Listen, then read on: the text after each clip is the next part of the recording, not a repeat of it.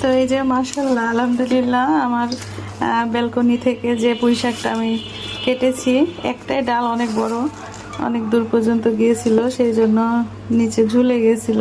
তো ভাবলাম যে কেটে নেই, আর তাছাড়া হচ্ছে পুষ্টির অভাব হয়ে যাবে। একটাই এত সুন্দর হেলদি ডালটা হয়েছিল, তো যে আজকে খেয়ে ফেলবো। তো এটা এনাফ আমাদের জন্য আলহামদুলিল্লাহ।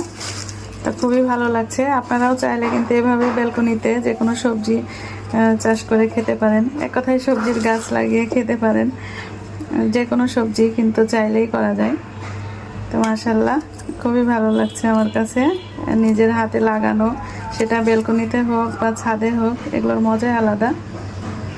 তো ভিডিওটা কেমন লাগলো অবশ্যই জানাবেন, আর আপনারাও চেষ্টা করবেন ছাদে অথবা ব্যালকনিতেও কিন্তু এভাবে করা যায়। যাদের ছাদে, যারা ভাড়া থাকেন ছাদে সেভাবে ব্যবস্থা নাই, তারা কিন্তু এভাবে ব্যালকনিতেও যে কোনো সবজি গাছ লাগাতে পারেন, সমস্যা নাই, একটু যত্ন করলেই হবে। তো ভিডিওটা ভালো লেগে থাকলে অবশ্যই লাইক কমেন্ট শেয়ার করে পাশে থাকবেন।